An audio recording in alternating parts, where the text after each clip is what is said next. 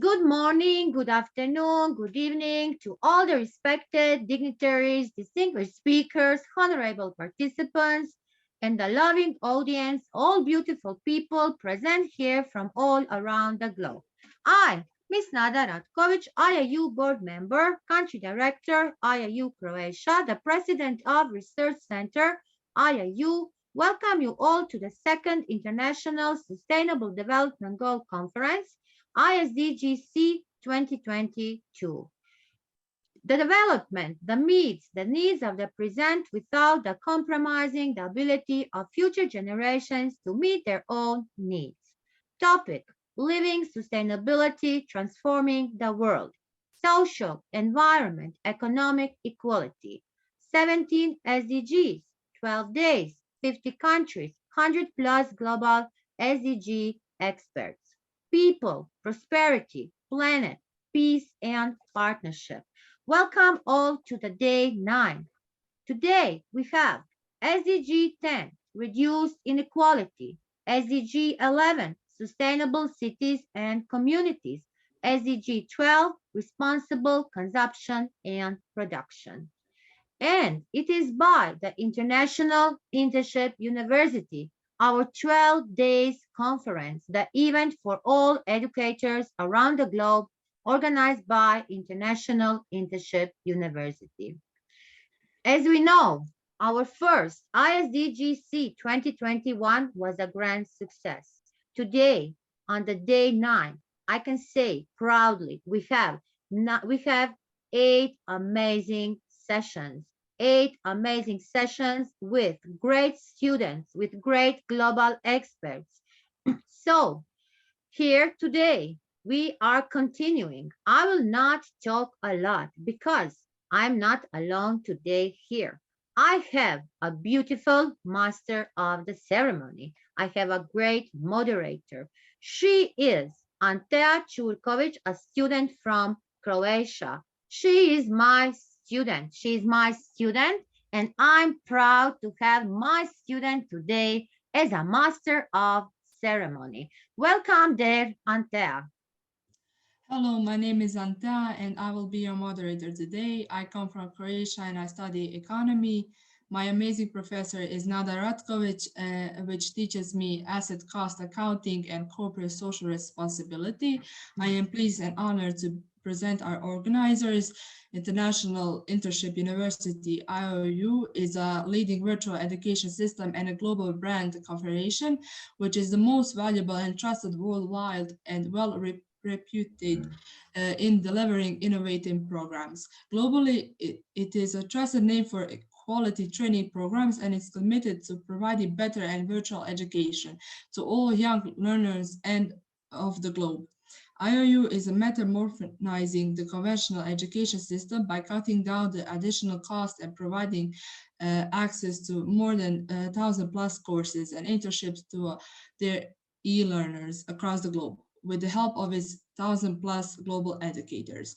In a short span of time, IOU has spread its wing in 195 countries and 6 continents, under the strong leadership of its visionary founder, Mr. Piyush Pandit, sir, a committed and inspiring social activist, a passionate educationist from the last 2 decades, providing education to students from various social and cultural backgrounds.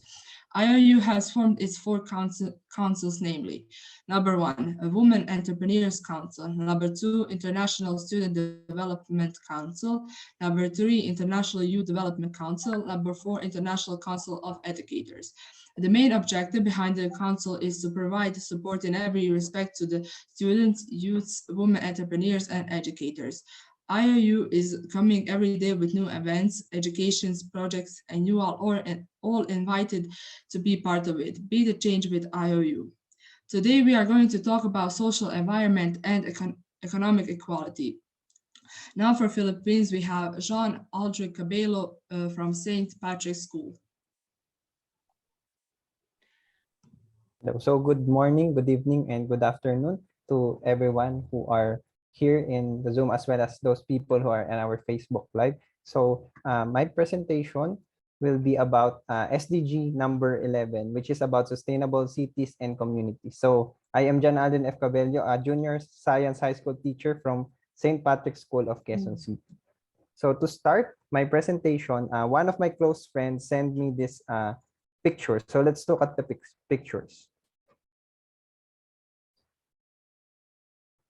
All right, so I started with this one. As we know, the Philippines was hit by a super typhoon during the last weekend named Carding. So as we can see here, the typhoon caused destruction towards the houses as well as the lives of the people residing in the houses. So I started with this because it is in line with my presentation, which is about sustainable cities and communities, make cities and human settlements inclusive, safe, resilient, and sustainable. But the focus of my presentation for today would be how do we bridge the gap between education as well as SDG number 11. So as let's look at this infographics. So as we can see here, the SDG number 11 have different targets, and as you can see, they are all interconnected with each other. So if we achieve even just one goal or other goals of SDG number 11, we would somehow also achieve the goals or the targets of the other SDGs. Like for example, the target which is 11.1, which is access to adequate, safe, and affordable housing. So as we can see here, it's related to no poverty. So if all people would have access to adequate, safe, and affordable housing, it would lessen, of course, the poverty in that specific place because there is no economic loss. And another example would be is the target 11.6, which is the reduced impact of natural disasters. So as we also know, we, especially in the Philippines, experience the harmful effects of climate change. So if we would be able to achieve the target, which is to reduce the impact of natural disasters, then even though stronger typhoons would hit us in our country, we would still have a chance, of course, to have no fatalities during the time of natural disasters. So for the background, I put it in the context of education because according to Gui, that education has a vital role in creating active and critical citizens. So teachers must be prepared to integrate SDGs in their classes. So I would like to commend all of the educators who are here, of course, because I believe that we want to have our students understand what is the importance of this SDG number 11. So now, how do we bridge the gap between SDG number 11 and education? So first, it will all start with awareness. So of course, during my science class, they are introduced to simple science concepts such as weather, climate, and disaster risk reduction management. And after being aware of those simple knowledge about science, they would be able to immerse themselves into research, which will allow them to further study the concept at hand and would be able to generate new knowledge and, of course, to immerse themselves on what are the other problems that they can solve in relation to the SDG number 11. And lastly, through research, once they immerse themselves in research, they would be able to innovate and think, for example, an output or housing that could be sustainable for the future use of, for example, a country that is greatly affected by natural disasters. So here is a picture of our school, which is St. Patrick School of Quezon City. As you can see, we have a green space in the middle of our school, and in line with that, it's also part of the target of SDG number 11, which is access to safe, inclusive, and accessible green public spaces. So we have that field in the middle so that the students, when they enter our campus, they would see an example that there are still green spaces around the cities or the urban areas. And with that in mind, they would be able to think that they need to urge for example, the government of the Philippines to make more green spaces available around Metro Manila. And of course, in a school setting, how can we explain SDG number 11 to our students? So here I have some frameworks on how we can help explain this to the students what is the importance of this SDG number 11. So to start with is, of course, they need to differentiate what is sustainable development and sustainable cities. So under the umbrella of sustainable development is sustainable cities. And if they already master or differentiate the two concepts, they would be able to find best practices, what can they adapt in order to produce a project that would suit the criteria in making or building sustainable cities. So another, after having that knowledge or awareness regarding the difference between sustainable development as well as sustainable cities, another framework that I use in my class is this learn, think, and act framework. So first, as I mentioned earlier, that they need to learn first the basic concept, and after which the teacher will challenge them on what they will need to think about or learn more about regarding the topic at hand. So for example, when they learn about risk reduction management, so they think on how would they be able to implement their knowledge outside the four portals of or the four walls of the classroom. And then after thinking of some innovation or some activities that they can do, they act upon that and reflect on how would they be able to use that knowledge that they gained from our class into a larger picture. And as they do this framework, of course, the values are also being developed. Like, for example, exploring endless possibilities regarding the SDG. Second is to develop their critical thinking skills. And of course, they would also feel that they have a voice to demand, for example, accountability from our leaders.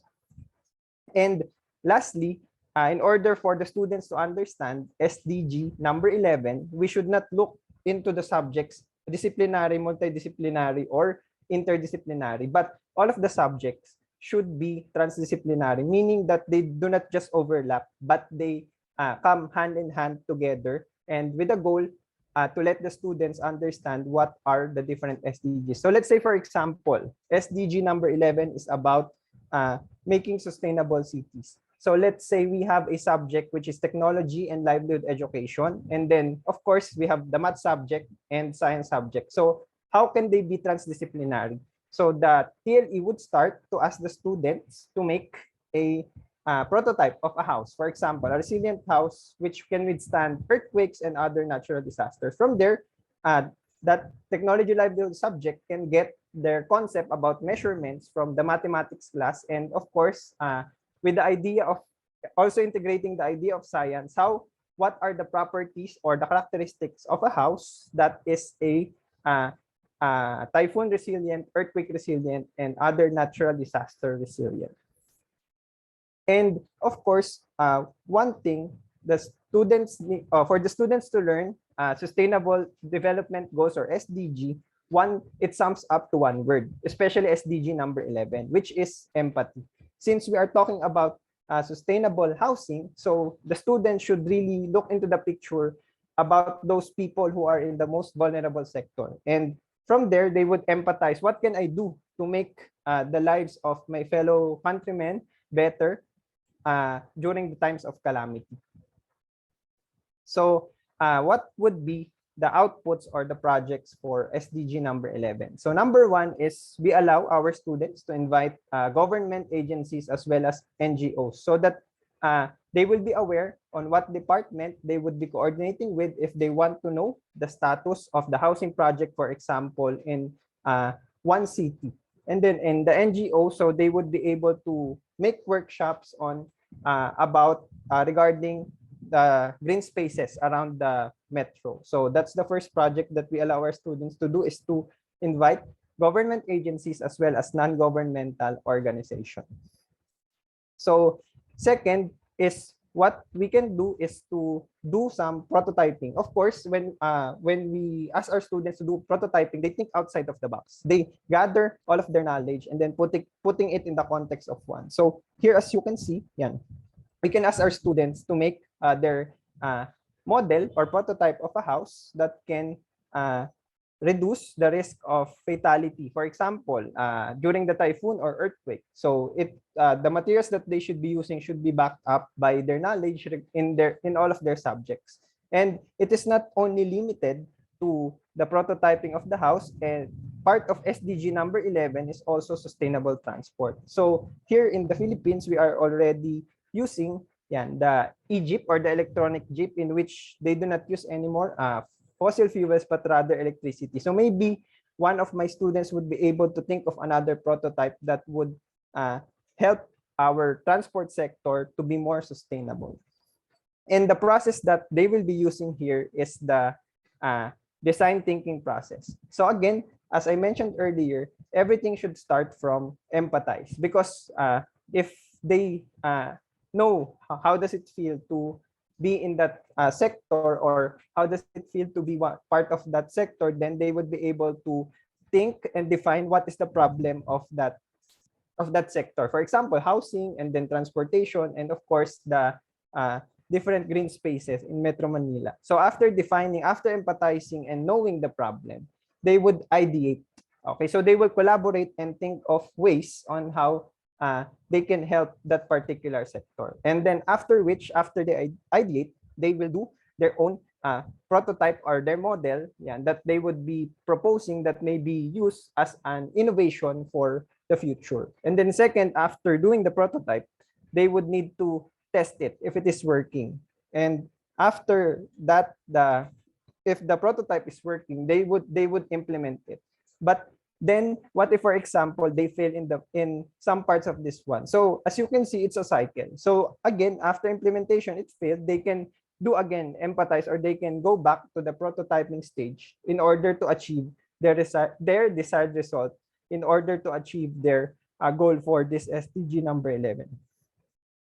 And of course, part of SDG number 11 is reducing the impacts of natural disasters to human lives as well as property. So in our school, St. Patrick, we do risk reduction workshop. So here in this picture, as you can see, we did an earthquake drill last year, in which all of the offices participated with the duct cover and hold, so that when the time that the earthquake comes, we know what we are going to do. But again, it's not limited only to earthquake, but rather it's also part of, for example, what will you do during times of flood, during times of fire, and of course, first aid workshop is also part of risk reduction, because the goal of SDG number 11 is to lessen the fatality when a natural disaster strikes. And next is we have immersion. So part of SDG number 11 is to take care of our natural heritage. So one way for the students to understand why we need to take care of our natural heritage and the heritage of the world is to go to the place where people are knowledgeable about this heritage, which are the indigenous people. So here, as you can see, we can bring our students to the Sierra Madre, in which the indigenous people are the ones taking care of that heritage, or the Sierra Madre mountain range in the Philippines. And to conclude, I'll just show again the three pictures that I showed earlier, and I hope by the year 2030, with the efforts of the government as well as with the efforts of my fellow educators, we will not see again this scenario once we achieve the target goals of SDG number 11. And with that, I thank you everyone for listening to my talk, and thank you. Great presentation. Great professor. I will also like to be a student. And before we comment your presentation, let's pray for the Philippines. Father God Almighty, we come before you and plead for your mercy. Today, as a typhoon batters for our nation, we ask you to bring peace and protection and provision to all affected communities, keep everyone safe, and defend us all from all damages and harm that it can cause. We trust you to see us. We believe that you are watching over our lives. We've been through a series of storms, and amid a seemingly endless fight against COVID-19, many of our Cababans are still suffering from the devastations caused by the calamities, homes, livelihoods, properties, and even loved ones were lost. As Typhoon Iiu-Isdgc slums our country, we ask you for your compassion and comfort to reign in everyone's heart. Sustain us with your supernatural strength, shield us with your protected love, save us with your mighty hand. We entrust everyone and every needed into your righteous hand. Lord Jesus, our Savior, show us that you are more powerful than this storm. Remind us that this too shall pass, but you and your world will remain forever. We rest upon your truth. We will not let fear overwhelm us because you have promised to be with us and rescue us. Thank you, Lord. Amen. Bravo, Antea. Great. A beautiful pray for the Philippines. Great, Professor Cabello. An amazing presentation. We really enjoy watching it, listening you. St. Patrick's School is amazing. I need to say again, the first photos, the last photos, very hard for us. We are with all of you as Antea, pray for you. You are all always in our minds. Great presentation on the Sustainable Development Goals 11. I like this background. You are an amazing professor. You are doing it great. Your background was that education is having a vital role in creating actives. So how to make a bridge, the gap, how to bridge the gap between that, and your theoretical framework. It is really amazing, really amazing. Hope that this will go in the practice with the whole curriculum in your school, in St. Patrick, and also not in your school, everywhere around the globe, because the integration of interdisciplinary, transdisciplinary, multidisciplinary, disciplinary for all students, for all the learnings. I like you say empathy. I like what is doing the government agencies. We need more activities with the NGOs and the prototyping with design thinking and so many workshops you say. I will go again. My great friend explain me more about this typhoon. So we really see how climate change are affecting the country. We also see how the human rights are there evocate. You hope that all believes that it is really necessary to support the SDG target 13 to solve this, to make it, to strengthen it, to make the protection. A lot of beautiful mountains on the Philippines. So the protection the protection need more mountains, more trees. It will help in the fight against the typhoons. Your framework also show us what is a big solution for doing this. Thank you. Thank you very much. And I hope that you will be very soon again with us. Now also from Philippines, we have Christian Bell, Jean Asidilio. Antea, little louder talk, maybe Christine. Christine, welcome. Am I audible? Can you hear me? I can hear you, but I don't see you. Christine. Oh, the Wi-Fi is a bit unstable. I'm sorry. Wait, let me share my screen. Yes, you can.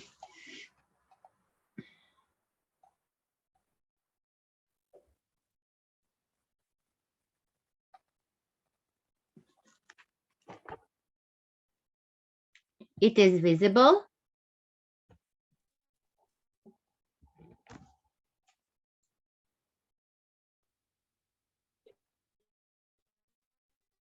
Christabel, you can start. Is it visible? Okay. Yes, Professors, yes, it is scholars, visible. hello, can you hear me?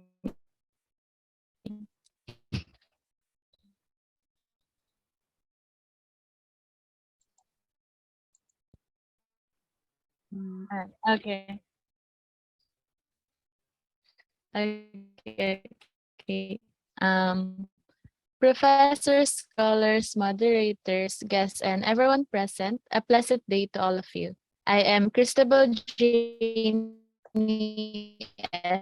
Asidilio, a grade 12 student from St. Pat's School of Quezon City, Philippines. Today, I am here to present my chosen Sustainable Development Goal, SDG number 12, responsible consumption and production. But before I proceed with my presentation, I would like to thank the International Internship University for giving me this opportunity to share my perceptions in front of you all. I would also like to express my gratitude to Professor Dr. Nada Ratkovic. It is a pleasure to be presenting here again, and Dr. Iiu-Isdgc for his continuous support. I would like to start my presentation with an inspiring quote from a famous Dutch painter, Mr. Vincent van Gogh. As quoted, great things are not done by impulse. Impulsivity by behavior's potential long-term sensitivity.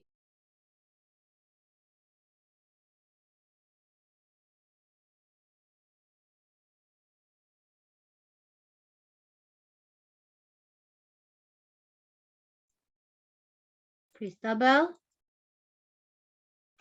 Christabel? Hello. We are losing you.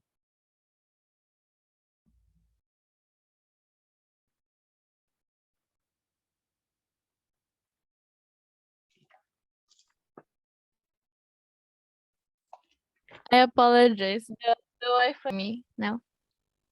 Can Okay. I? Is it still lagging? Yes, yes, Is it you can okay now? yes, you can Okay. continue there. No problem. Okay. Therefore, if we all correct our impulsive actions, we may be able to eradicate the present global challenges, such as the one I'm going to highlight in the relation to one of the Sustainable Development Goals of the United Nations. Overview of the problem.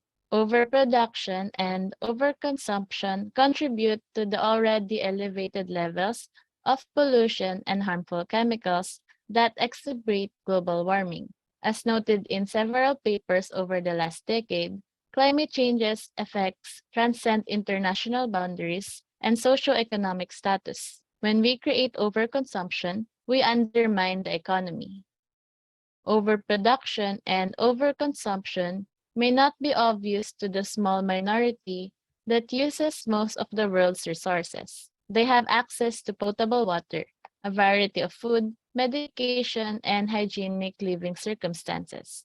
They don't consider any of these items unavailable. On the other hand, for the majority of the world's population, they are unable to afford overproduced goods and overconsumed resources may be a death sentence. Malnutrition, dehydration, and illness that may be avoided or healed with good health care and decent living circumstances will affect many individuals. As we create and consume more than we need, the gap between haves and the have-nots widens, and the have column shrinks as resources become scarcer.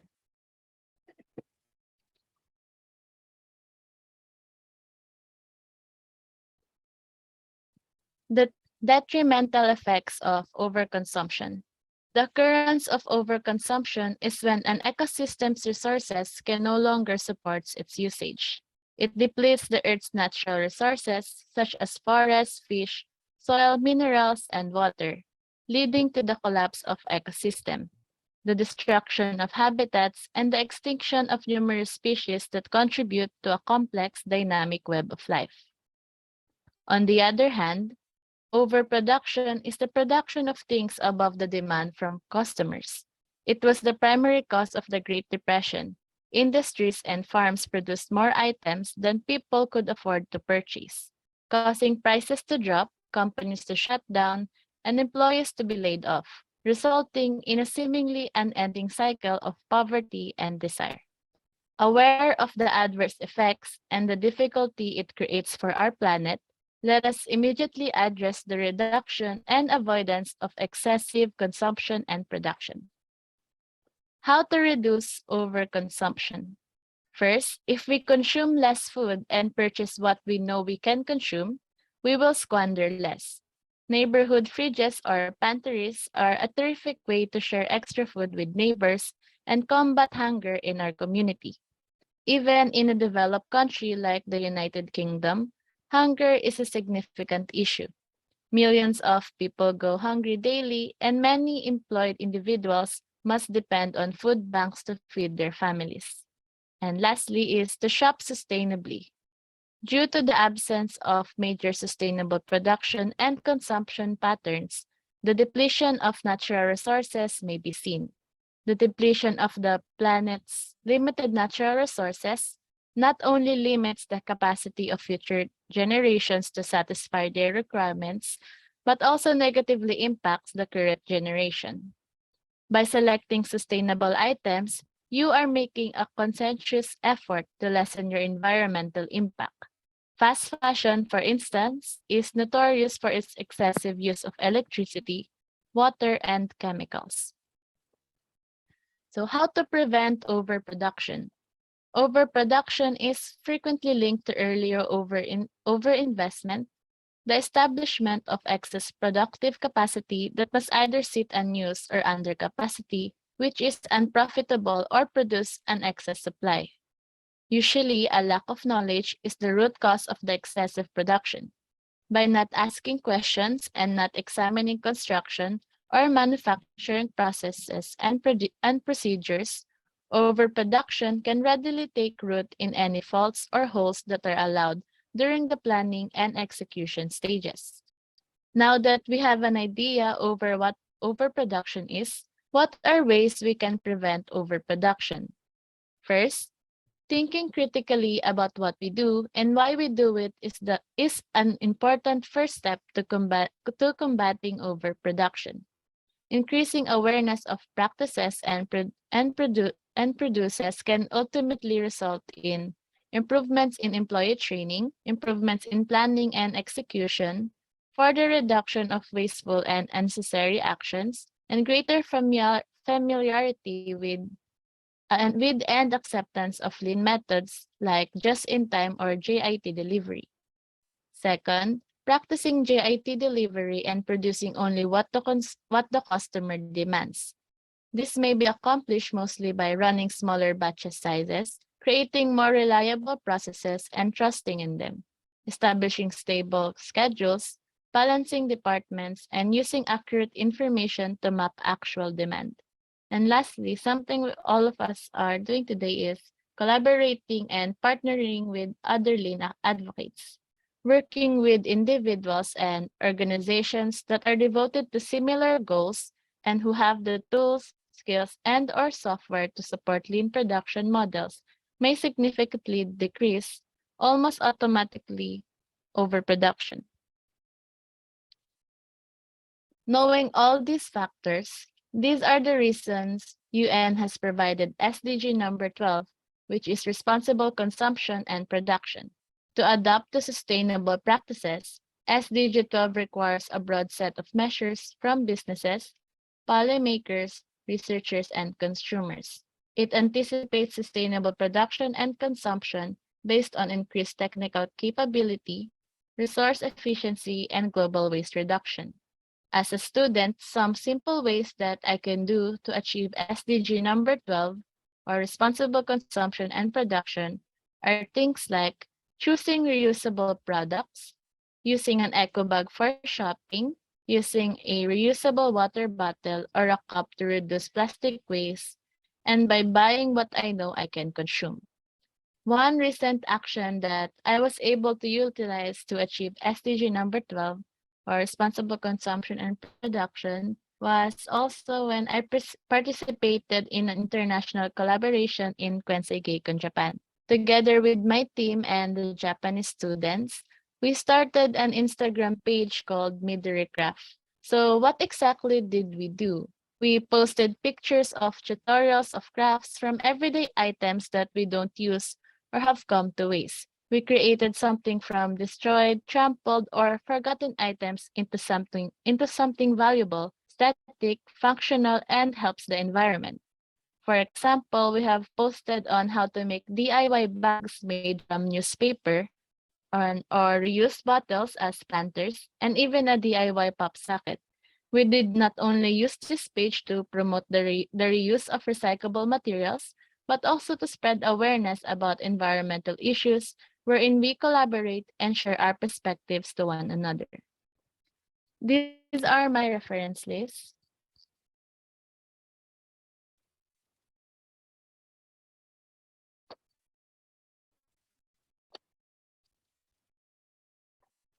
And to conclude, that is all for my speech about the Sustainable Development Goal number 12, responsible consumption and production. Once again, I am Cristobal Jamie Acevedo. Thank you for listening. Thank you. Thank you, beautiful Christabel. Thank you for your amazing presentation. What to say? Responsible consumption and production. You gave us all so many solutions. You show how you are cooperating with the students, with other students, because that is the best way how to achieve this goal. The problem, the overview of the problem, how you are seeing this problem, talking about the overproduction, overconsumption, determining the all effects of the overconsumption and how to reduce overconsumption. I like that. Shop sustainably. Everything today in each one we are talking, descripting, we are using the term sustainable. How to prevent overproduction. Using the YIT model just in time. Yes, it is very important how to deliver the things, thinking critically, using all the methods, achieving. This is the way how can we achieve the SDG 12. I like this Midori craft which you made with this Japanese student. Amazing. Thank you. Big clap for our great student because Christabel is really amazing like all other students who are here with us in IIU in so many events and so many conferences, and I hope so that you will be again with us. Antea, please. Now also from Philippines, we have Shanley Clarence. Welcome. Thank you. Is my presentation seen? Yes, it is. Okay. So good day to all of you. I am Shani Clarence Roquel from St. Patrick's School of Quezon City, Philippines. Before I start, I would like to thank the IIU, Professor Nada, and Dr. Dari for this opportunity to present in front of all of you today. I will be sharing with everyone my presentation regarding the Sustainable Development Goal 12. And my presentation is entitled Evaluating Student Engagement and Familiarity with SDG 12.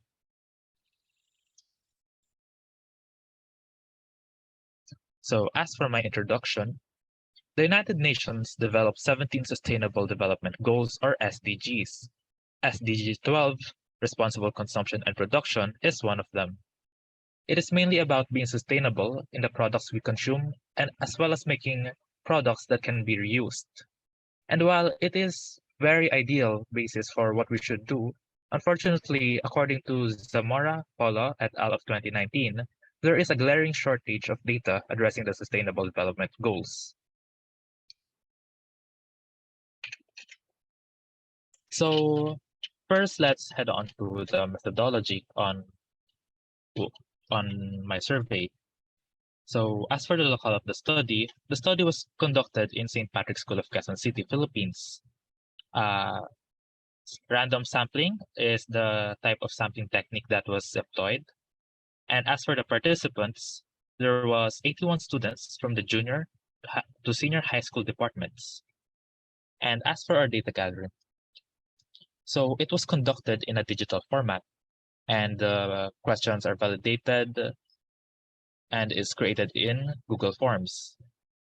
It has been distributed in the Messenger app or via email, and of course, it is completely voluntary. And that we also have a consent of the respondents to maintain a record of their data for complete research purposes only. So here are the questions that we presented the respondents. As you can see, they are all close-ended. So first off is, have you heard of the term sustainability? Next is, are you familiar with Sustainable Development Goal 12, which is the responsible consumption and production? Third is, do you consider the Sustainable Development Goals, SDGs, notably SDG 12, in purchasing products? As for the fourth, do you usually check whether or not the product you're purchasing is eco-friendly and recyclable? And as for the last question, are you willing to undergo a program in the future that will discuss Sustainable Development Goal 12? So let's head on to their answers. So upon distributing the questionnaire to the respondents, here are their responses. For the question, have you heard of the term sustainability? Now, 80.2% of the respondents have answered yes, while the rest have answered no. Next, for the second question, are you familiar with Sustainable Development Goal 12? 54.3% of the respondents have stated that they are indeed familiar with this SDG. However, while the majority of the respondents are familiar with it, it is only around half. This then indicates that there is still a decent amount of students who are not familiar with SDG 12.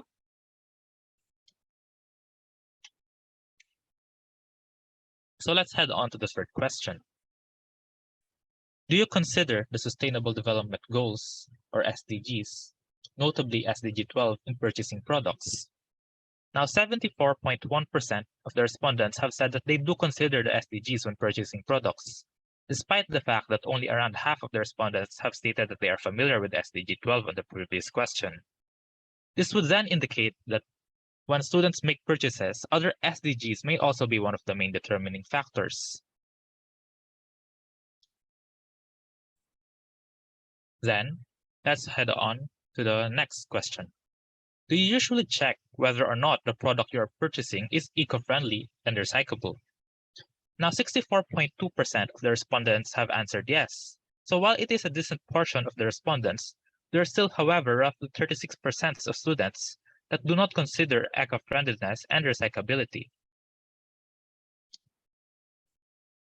And lastly, we have the question that pertains to the willingness of the respondents to undergo programs that discuss SDG 12. 71.6% of the respondents have said that they are interested in undergoing a program. So that's it for our results and discussion. Now heading on to the conclusion and suggestions. Based on the results, majority of the students are already familiar and actively engaged with SDG 12.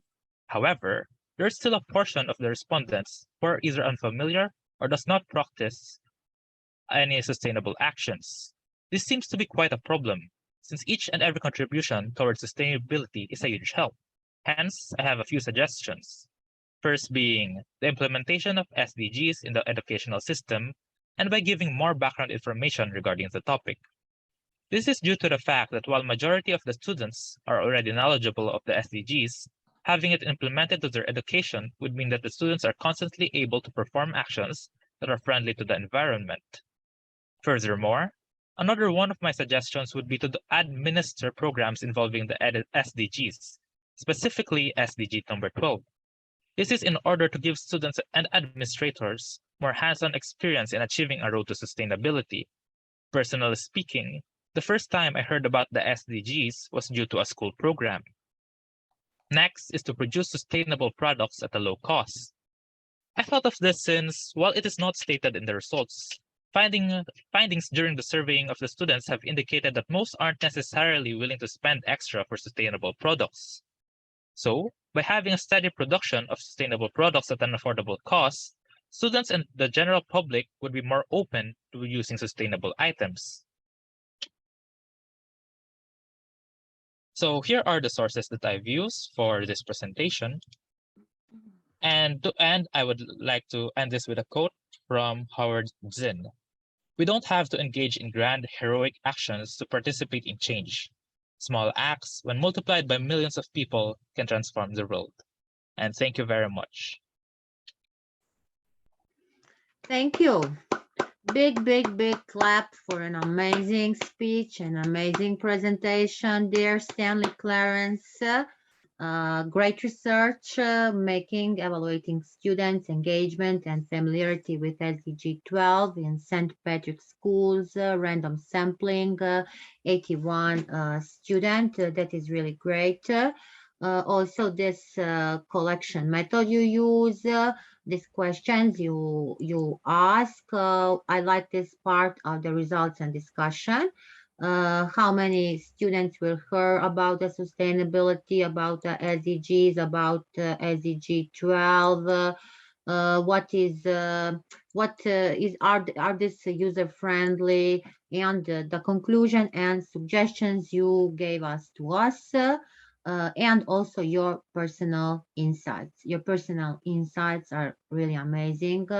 When you say about how can we implement the SDGs in the educational system, we need to give it more background, more knowledge regarding to that, how this program, especially you like to say SDG 12, what to do about the producing sustainable products. Really so great inputs. Thank you very much. Thank you for being with us and giving us this great research. Really great. Thank you. Thank you as well. Now from Pakistan, we have Dr. Huma. Iiu, stage is yours. Professor Dr. Huma Shah, welcome. Thank you, dear Nada. Thank you, dear Auntie. And wow, the program is really going fantabulous, and it's really nice to see the students, and they are actually the stars of our future. So well done, Philippines, and beautiful moderator, young moderator we have from Croatia as well. So today is a very great day. I'm really enjoying today's session. So okay, without wasting the time, let's move on. Today I'm here to discuss about the very most important goal, which is Sustainable Development Goal number 10. That is to reduce inequalities within and among countries. We will discuss about the countries, the inequalities, how to reduce this, and what will be the concept of peace and what the role of peace will play in all these things. So let's start with this. Okay, so first of all, it's really important to discuss of very basic things, which is that respect for human rights is highly relevant for each person and relevant for everywhere, obviously. Inequality has significant impact on society and have the potential to undermine the democracy. The global community has agreed upon the goal to reduce inequality among and within the countries. This look into and provide an overview of the reduction from the development, discussing the economic, ecologic, and social dimension of inequality. Now, I will discuss some basic long-standing ideas on this goal to reduce inequalities within and among countries. So, first of all, we have to understand that what are the real facts of sustainable development goals. Because without knowing the actual facts, we won't be able to achieve any such of goal. So I would like to tell you that when the 17 Sustainable Development Goals of 2013 agenda were formulated, the reduction of inequality was made a goal in its own right. This goal means really a lot towards the universe, towards the planet, towards the countries from all around the globe, and highly different and a complex goal. You could say this, I can say this, and we should understand that the goal number 10 is highly different and a complex goal. To reduce inequality within and among countries is not the easiest way. It's not the easy thing. And United Nations members state this thing in 2015 that this fact surprising and more than a milestone in international cooperation. Basically, inequality organized to discuss equitable society to support growth and sustainable development. And yes, most importantly, 10 targets. Yes, the 10 most distinguished and determined targets, which I'm just going to overview it because of the shortage of time, that the number one goal is to achieving and sustaining income growth of the bottom 40% of population than the national average rate. The second most important fact, the determined and distinguished fact, is promoting and empowering the political and social inclusion of all. Not the individuals, it's for all. The third one is adopting greater equality with meaningful policies. It's mean that policies will play a very essential and a key role in the reduction of inequalities. And yes, equal opportunity and ensure the insurity to reduce inequalities of outcomes. And not to forget the improving and implementation of global financial institution with improved monitoring. Because without the good management or a good monitoring, no one will be able to achieve any sort of goal. And yes, enhanced voice of developing countries in decision making with international target system. So after understanding this view, this is really important question that why is it important to reduce inequality and among countries? Why is it important? Because every individual is suffering in their own lives and everyone is suffering from different strategies and they are coming with their own pillars. So why it's important to reduce?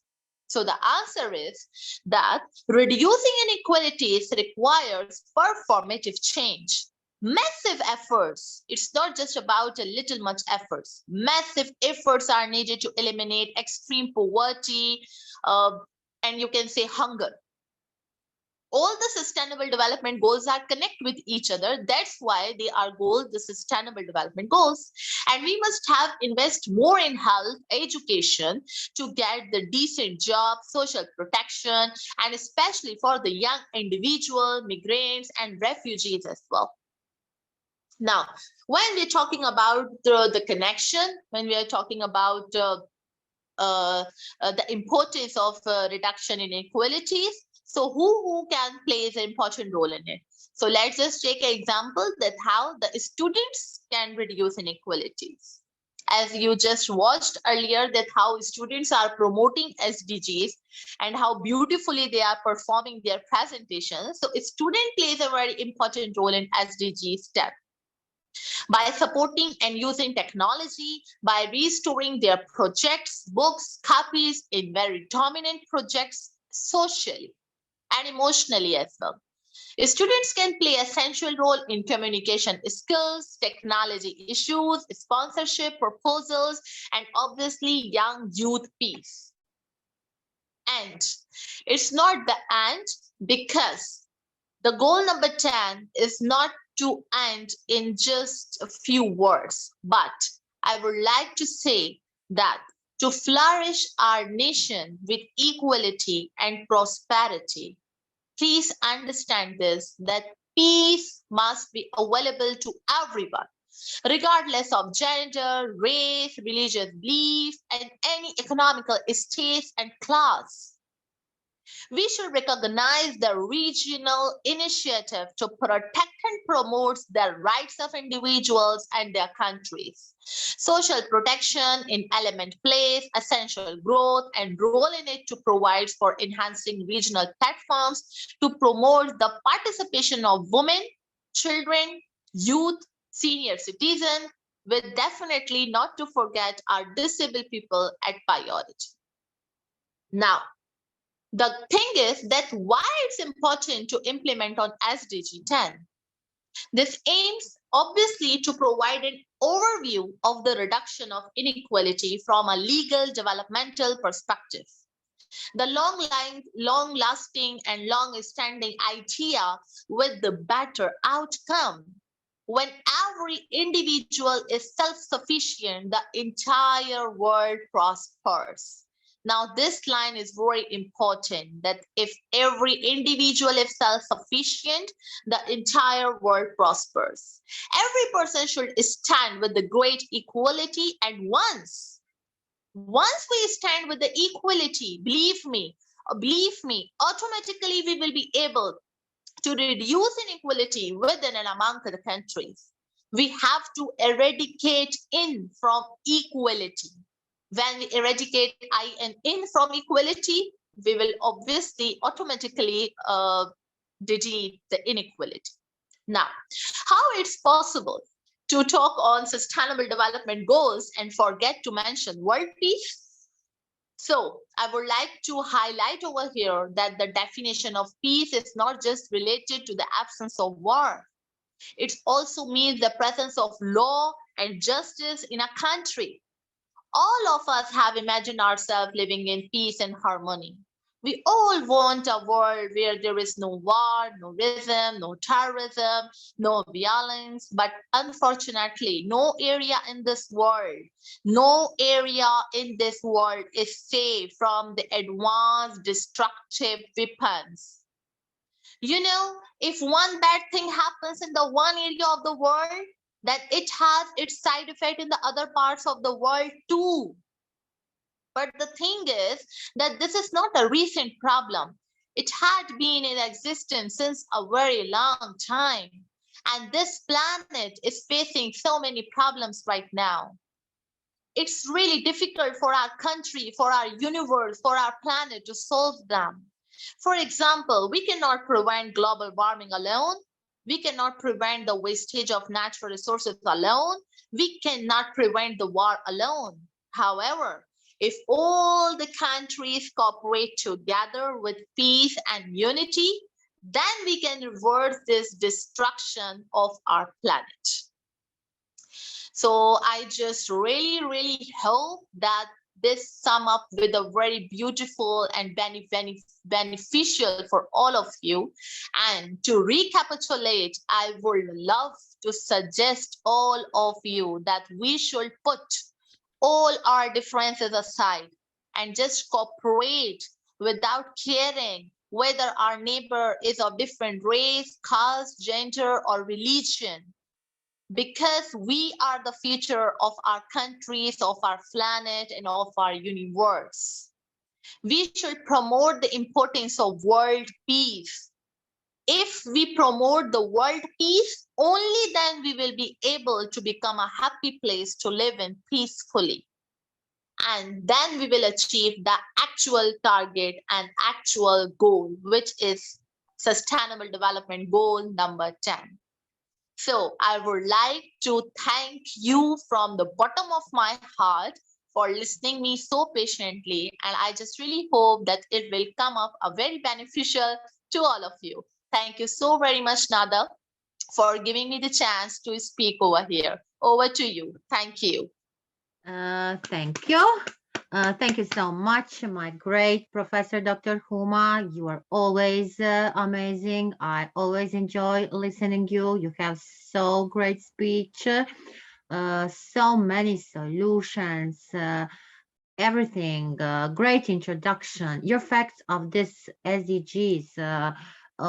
Fact of this SDG 10, because SDG 10 is very important today, very important to reduce inequality. We know worldwide there is still inequality and among many countries. And what we need to do, we need to reduce the inequalities, and that requires what it requires. It requires our efforts of our students, each one as you explained to us. How can our students reduce inequalities? We know that they are playing a very crucial, a vital role in the SDGs, not only SDG 10, they are playing in all SDGs, so students can play and need to play the essential role in the communication skills, in the technology issues, is in the sponsorship, you say, and all around this youth. You have a great summarizing this, explaining us what is important to start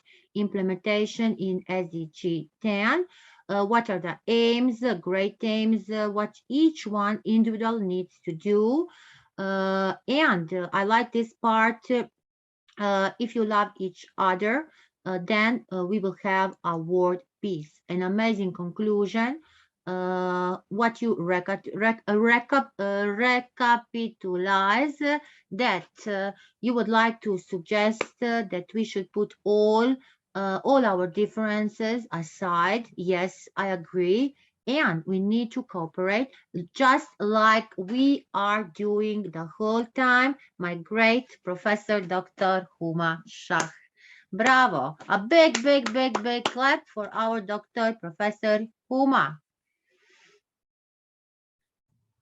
Thank you, Professor Dr. Huma. It was an amazing presentation. Now from Russia, we have Maxim Brahutin. We have an amazing student. We have an amazing student from Professor Nadezhda. Welcome, Professor Nadezhda, and your great student.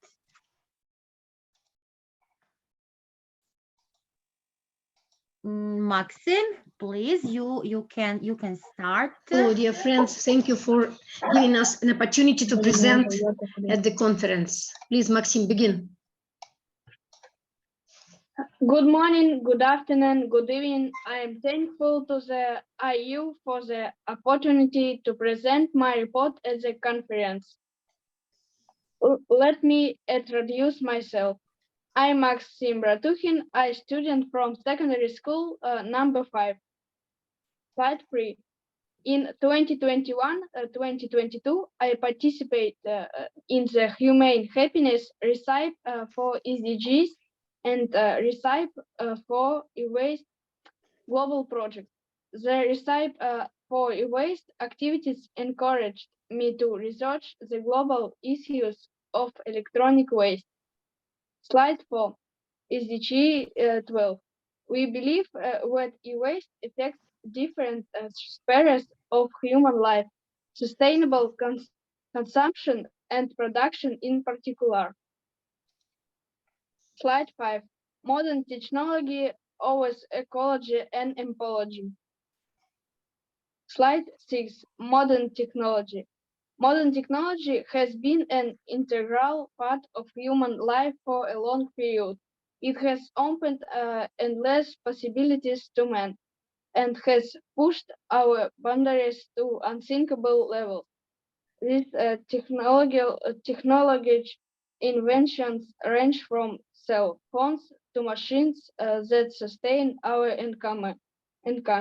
However, technological developments have done more harm than good to the environment. As a result, technology is largely responsible for the environmental problems today. E-waste is one of the challenges the world faces in the 22nd century. Максим, не говори слово слайд. What is e-waste?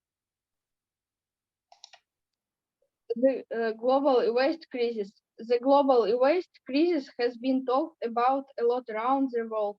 However, little is now about e-waste in my country, Russia, as I see it.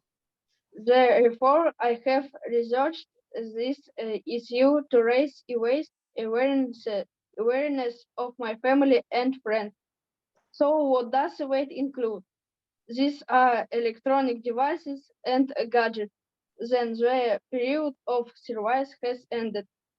Thus, mobile phones, computers, televisions, monitors, printers, microwave ovens, electric cords, adapters, batteries, energy-saving lamps, and to the global e-waste landfill.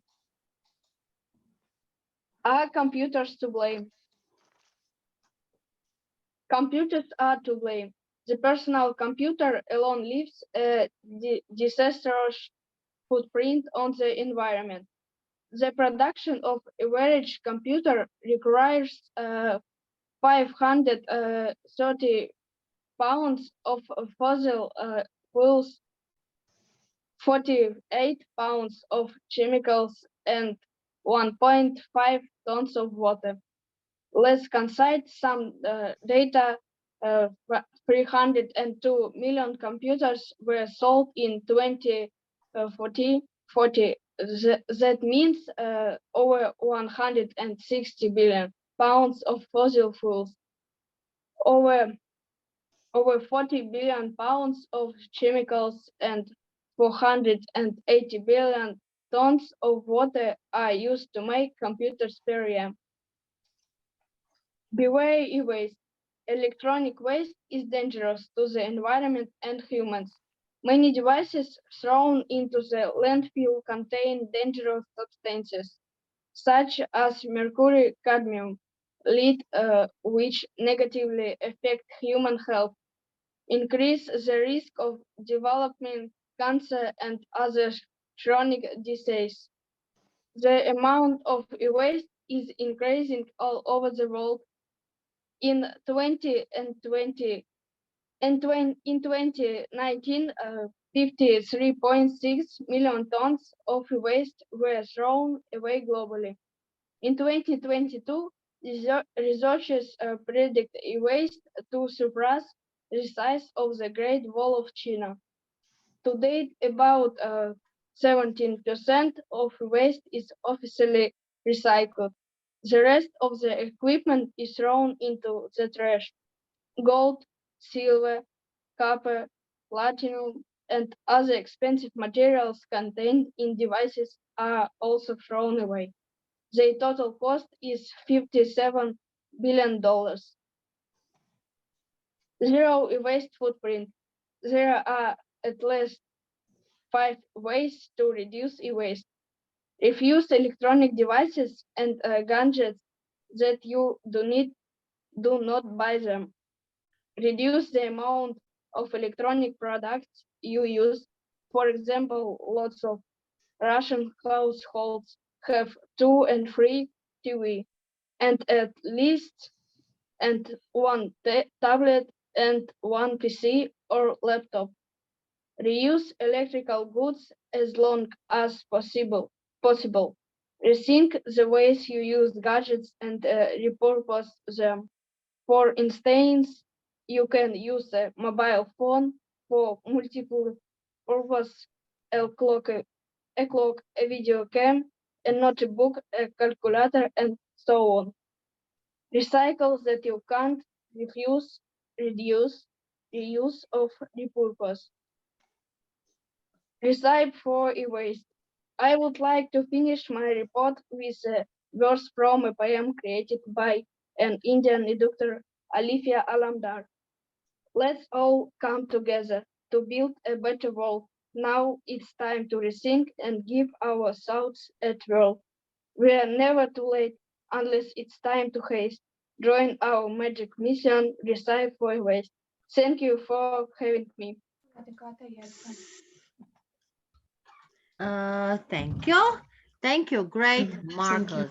You say so many things, so many datas, so inspiring.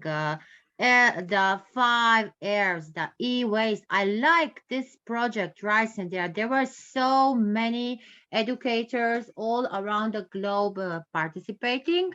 I was thinking also, but so many projects, so many works I couldn't join, but was invited. I'm really proud on you because today you are our youngest student, and not only today, all these days you are our youngest.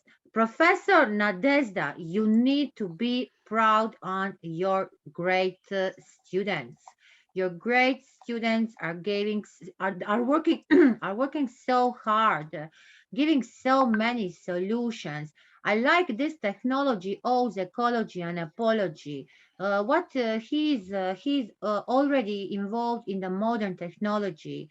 He said that technology needs to be a part of the human life, and yes, it is really integrity in our life. And he's blaming the computers. He's blaming the computers, the PCs, and because they are producing the fossil fuels, many chemicals, also the e-waste. He gave us the number, which was 2019.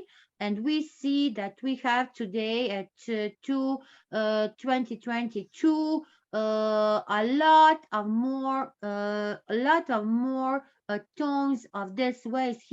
As I think that I remember, 57.4 is from the waste. That is a enormous, big quantity of this waste. And the 5 areas of recycling. Yes, dear Marcus, please keep doing this. Remember always refuse, reduce, reuse, rethink, repurpose, and recycle. I hope that I will see you very soon in some of our IIU projects. You are simply amazing, and a big, big, big clap to our great students. Thank you. Thank you. Thank you, Professor Nadezhda. Thank you very much. Now, Antea, please, where are we going? Where are we moving from Russia? From Russia, we are moving to one beautiful country. Please tell which country and who is coming. Now from my country, Croatia, we have an amazing professor and Nada's friend, Maria Ištanić, who is an economic professor and participates in a lot of projects and has won a lot of rewards. Maria, the stage is yours. Welcome there, Maria. Welcome. It is an amazing to have you here for the first time on the IIU stage. I'm really happy for that. And I know that you will give us a great speech and presentation. Welcome.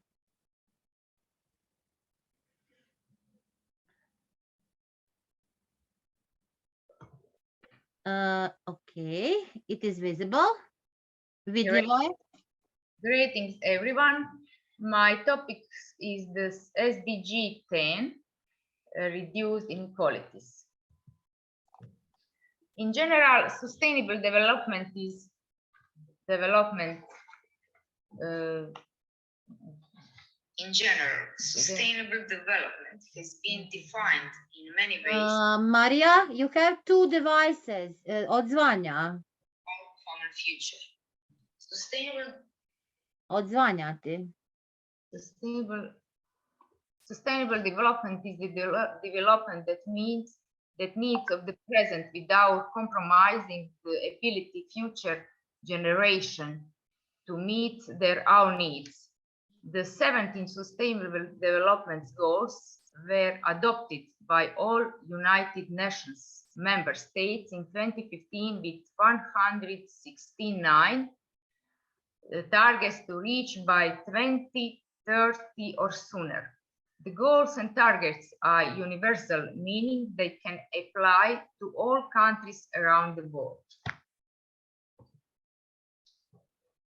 Reducing inequalities and ensuring no one is left behind and integral to achieving the sustainable development goals. Inequality within and among countries is a persisting cause for concern. Despite some positive signs towards reducing inequality in some dimensions such as reducing relative income inequality in some countries and preferential trade status benefiting lower income countries, inequality still persists.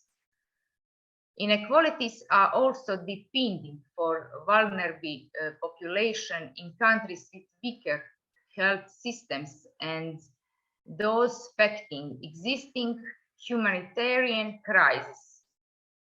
Refugees and migrants, as well as in indigenous peoples, older persons, people with disability, and children are particularly at risk of being left behind. And hate speech targeting vulnerable group is rising.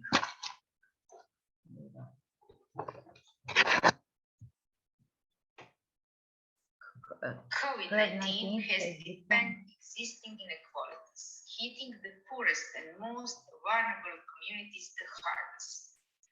It has put a spotlight on economic inequalities and fragile social safety nets that leave vulnerable communities to bear the brunt of the crisis. At the same time, social, political, and economic inequalities have amplified the impact of the pandemic.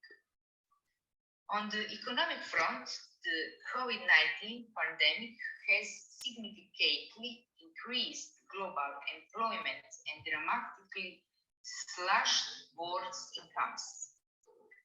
COVID-19 also puts at risk the limited progress that has been made on gender equality and women's rights over the past decades. Across every sphere, from health to the economy, security to social protection, the impacts of COVID-19 and exacerbated women and girls simply by virtue of their sex. Now let's move to the targets. First target is to reduce income inequalities, and the plan is by 2030 progressively achieve and sustain income growth of the bottom 40% of population at a rate higher than the national average. Indicator is growth rates of household expenditure or income per capita among the bottom 40% of the population and the total population. This indicator measures the average annual growth rate of incomes of consumption of those in the bottom 40% of incomes of a given country. Second target is to promote universal social, economic, and political inclusion. Goal by 2030, empower and promote the social, economic, and political inclusion of all, irrespective of age, sex, disability, race, ethnicity, origin, religion, or economic, or other status. Indicator for it is the proportion of people living below 50% of median income by sex, age, and person with disabilities.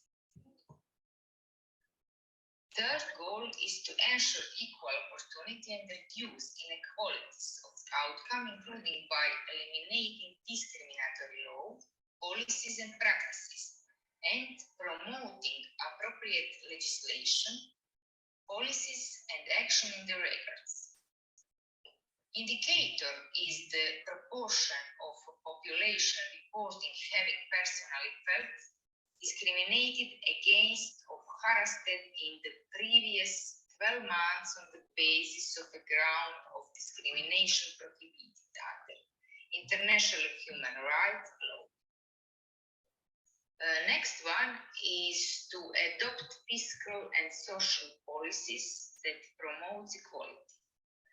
Goal is adopt policies, especially fiscal, wage and social protection policies, and progressively achieve greater equality. Indicator is the labor share of GDP, comprising wages and social protection transfers. This indicator measures the percentage of gross domestic product derived from labor, which is inclusive of wages and social protection transfers. Next one is to improve the regulation of global financial markets and institutions.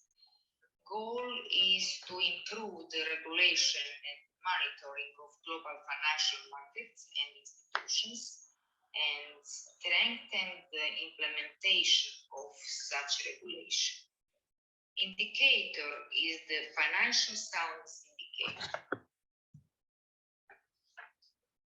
Next is enhanced representation for developing countries in financial institutions.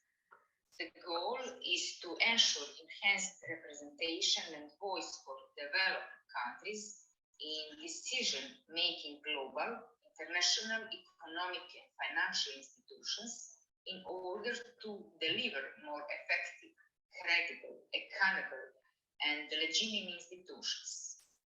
Indicator is the proportion of members and voting rights of developing countries in international organizations. Next is responsible and well-managed migration policies. Goals are to facilitate orderly, safe, regular, and responsible migration and mobility of people, including through the implementation of planned and well-managed migration policies. There are few indicators. Recruitment cost borne by employee as a proportion of yearly income earned in country of destination. Number of countries that have implemented well-managed migration policies. Number of people who died or disappeared in the process of migration towards an international destination. Proportion of the population who are refugees by country of origin.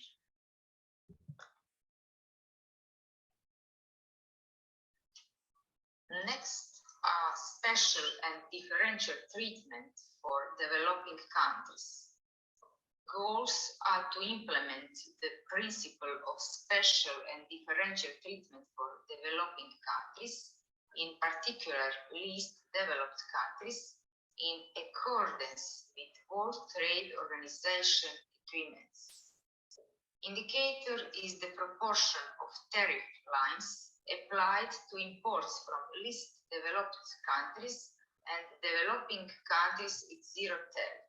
This indicator measures the proportion of total number of tariff lines applied to products imported from least developed countries, corresponding to a 0% tariff rate.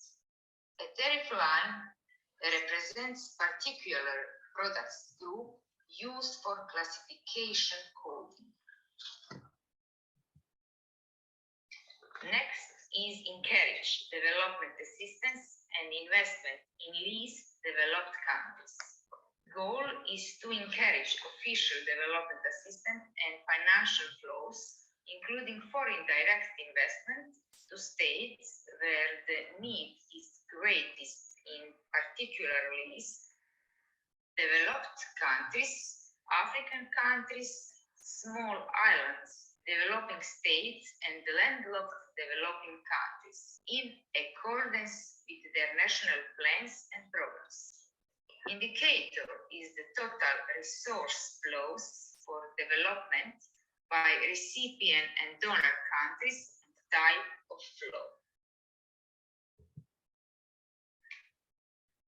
And the last one is to reduce transaction costs for migrant remittances. Goal by 2030, reduce to less than 3% the transaction cost of migrant remittances and eliminate remittance corridors with cost higher than 5%. Indicator is the remittances cost as a proportion of the amount remitted. Remittance cost as a proportion of the amount of money remitted. Remittances are financial transfers from non-resident to residents of a country, such as worker abroad sending money to family and friends, or from short-term, seasonal work in another country. Here are something well all can do.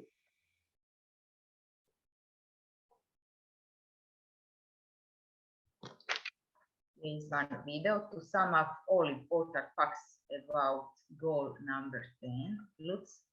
Let's look together.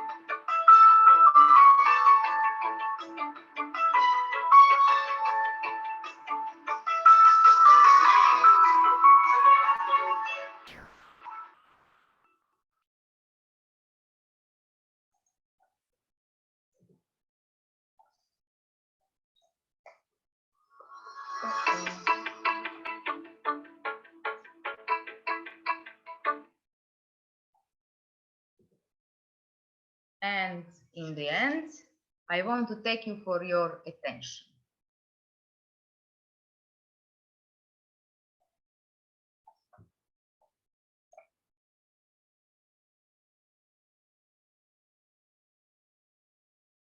I'm finished. Thank you. Thank you, Maria. Thank you for your great presentation. Very insightful. I like it a lot. You explain us each one target from the SDGs, show us examples, really great explanation. I like it very much. So let's see, maybe Nada could also, let me see if it is visible. Don't see so many here. I have things. No, I will not share now. I wanted to show some things maybe about I like each one SDG. But the most I like is smart cities and communities. Why? Because with my students and I like a lot to work on this. And today, very important, how green IT can make smart cities sustainable. And not only smart cities, how can make smart villages sustainable, and what are the challenges and what are the solutions. And today we have high-end technology. We know that together the Internet of Things and smart city technologies are one of the key success to each one field. So how will we grow up? How will our countries grow on the planet? how can we increase the BDP? How can we decline the inflation? It is today, Professor Huma was talking about the inequality. Yes, a lot of inequality. What about this sustainable production? We have an amazing students from Philippines. They get us so many models. They get us so many solutions. And what will we do in the future? So what are the smart solutions? What smart solutions do we have? Our student from Russia was talking about wasting management. We need today e-governance, citizen services. We need waste management. We need water management. We need energy management. We need urban mobility. We need smart cities and smart villages. So how can our smart cities and how can our smart villages build a sustainable world? If we are talking whole day, we are talking about sustainability. Everything is sustainable because today sustainability is the most powerful force to get a positive charge in our world, and it is only giving us and it is only driving us to make a transformation, to make an innovation, to make an improvement. And it is, if we talk about the all aspects of our society, so smart city, smart village, it needs to be an innovative city and innovative village, and it needs to use the ICTs, and it needs to move to use all. And we have here 5 pillars. We have 5 pillars that need to be advised. And if we're talking about that 5 pillars, we are thinking on the social infrastructure, the physical infrastructure, the institutional infrastructure, the economic infrastructure. So the question is, what to do next? What to do next? We today is our 9 days. So many solutions, so many explanations, so many great models, great researches, great speeches, great presentations. Tomorrow we are continuing. Tomorrow we are continuing with the Sustainable Development Goal 13 on climate actions and how to prevent today the climate actions. So I want to say each one of you today were amazing. My great moderator, she's first time on the stage, and I want to congratulate you because the next time you will be with more courage. It was great. Thank you, Professor Nadezhda. Thank you, Professor Dr. Huma. Thank you, dear Maria. Thank you, Professor Dr. Derry, for your amazing students. Thank you, Professor Costello from the Philippines, and thanks to all who were today with us, our great listeners, our great watchers on the Facebook. Continue being with us tomorrow. And I want to thank to our great Sir Piyush Pandit, our founder, because without him, we will not be here together all these days. We will not have events. We will not have this amazing project. So thank you, sir, from the bottom of my heart. Yes, I want to say IIU is a change. IIU is bringing change. IIU is a revolution, and IIU is bringing a revolution in education, in SDG, in all the fields, in all fields that we are working. So today, Sustainable Development Goal 10, reduced inequality. Sustainable Development Goal 11, sustainable cities and communities. Sustainable Development Goal 12, responsible consumption and production. I need to say again, because yesterday we have an amazing also professors, doctors, researchers, and each one day we have students. So after this conference, this second International Sustainable Development Goal Conference, I'm sure that we will use so many things, that we learn so many things, that we will continue sharing, growing, and working on this, because all of us are involved in so many projects, not only sustainable development goal projects, but if we use all SDG, all 17 SDGs, we know that everything what we are doing today is in correlation with that. How can we talk about the decent growth, decent work? How can we talk about the economic growth, no poverty, zero hunger, well-being, gender equality, all? And yes, tomorrow we are coming with the climate action.